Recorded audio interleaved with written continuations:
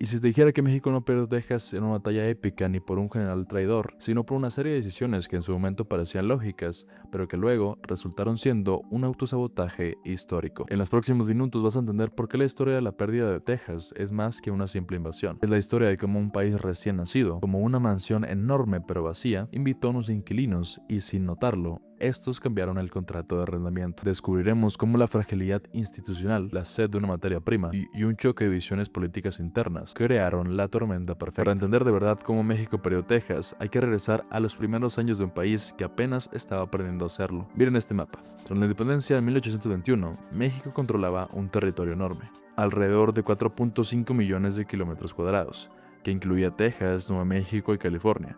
Era un gigante en el papel, pero con poca capacidad real para gobernar y proteger sus fronteras. El problema no era la tierra, sino la gente y la capacidad de gobernarla, especialmente en el norte, en lo que hoy es Texas. Era una frontera enorme y despoblada, y vulnerable a las incursiones de tribus nativas como los comanches, y cada vez más a la expansión silenciosa pero implacable de Estados Unidos. ¿Y dónde estaba el gobierno en todo esto? Pues en la Ciudad de México, lidiando con una instabilidad política crónica que era en sí misma una guerra civil. En las primeras décadas tras 1821, México vivió una inestabilidad política crónica, con docenas de cambios de gobierno, golpes y administraciones provisionales. Esa volatilidad debilitó al Estado y redujo su capacidad para sostener un proyecto nacional coherente. Así que con la mejor de las intenciones y bajo la lógica de la época que poblar es gobernar, el gobierno mexicano tuvo una idea: invitar a colonos extranjeros para poblar y proteger la frontera, principalmente estadounidenses. Les ofrecían tierras baratas, exención de impuestos por unos años, y a cambio debían jurar lealtad a México,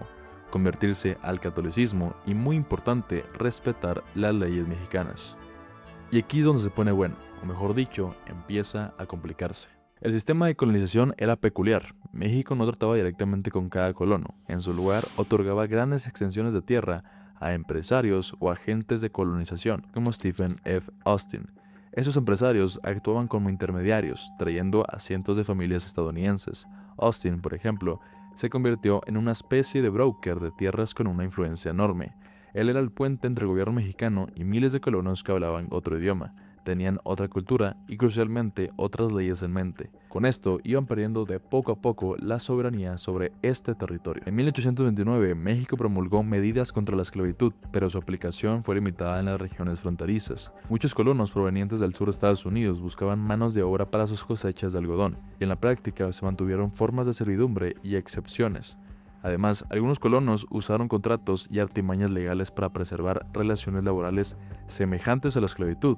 La autoridad mexicana, distante y débil en el norte, tuvo dificultades para aplicar la ley de forma eficaz. Y aquí entra este personaje, Lorenzo de Zavala. Zavala nació en Yucatán y fue una figura liberal y federalista destacada, diputado en las Cortes de Cádiz y participante en la Constitución de 1824. La deriva centralista de Santa Anna y la disolución del Congreso lo desilusionaron profundamente. Esa ruptura política fue clave para que Zavala terminara apoyando el movimiento independentista de Texas. Zavala salió con los insurgentes tejanos, firmó la Declaración de Independencia y aceptó ser vicepresidente provisional de la nueva República de Texas. Su caso ejemplifica perfectamente cómo la política interna, en este caso la lucha entre federalistas y centralistas, alimentó la separación. No fue únicamente un conflicto entre estadounidenses y México, también hubo una profunda fractura interna que se manifestó en la frontera. Si bien muchos tejanos invocaron la idea de libertad, para un sector importante el motor económico fue la defensa de un régimen laboral basado en la esclavitud y la expansión del cultivo de algodón.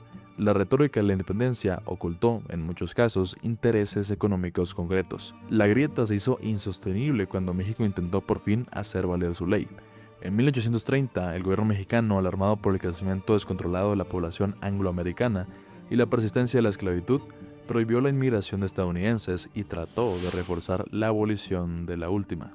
Pero ya era demasiado tarde. Los colonos ya eran una mayoría, con sus propias costumbres, su propio idioma y sobre todo su propia economía basada en la esclavitud. Resulta que la libertad que buscaban algunos tejanos era la libertad de mantener a otros en cautiverio y de seguir expandiendo sus plantaciones de algodón y con ello su riqueza. Y eso significa que la retórica de la independencia, aunque genuina para algunos, ocultaba un interés económico profundo e irrefutablemente inmoral, lo que significa que la fragilidad institucional de México permitió que un sistema económico incompatible se arraigara tan profundamente que al intentar extraerlo provocó la amputación de un territorio entero.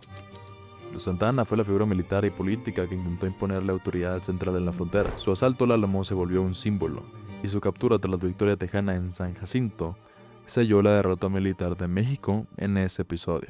No obstante, Santa Anna fue un catalizador más que una causa única. Su actuación aceleró un proceso que ya tenía raíces demográficas, económicas e institucionales. La historia de cómo México perdió Texas es una lección brutal sobre la importancia de una gobernanza efectiva y cohesión social. No fue un simple acto de guerra, sino el resultado de años de fragilidad institucional, de políticas migratorias ambiguas y de una incapacidad para integrar y defender un territorio vasto y codiciado. Nos muestra que si los países no cuidan sus fronteras y no hacen valer sus leyes, otros lo harán por él, pero bajo sus propias reglas. La soberanía no es solo un mapa, es la capacidad de ejercerla, de poblar, de integrar y de hacer valer la ley. Esta es una historia que resuena hasta el día de hoy. ¿Cuántas veces los estados, o incluso las empresas, no pierden el control de sus activos por no tener una estrategia clara y una ejecución firme? La pérdida de Texas no es solo un capítulo triste en la historia de México, es un recordatorio de que las decisiones políticas tienen consecuencias sistémicas que pueden tardar décadas en manifestarse. Y eso nos lleva a la pregunta: ¿qué territorios estamos dejando que otros gobiernos o entidades gobiernen?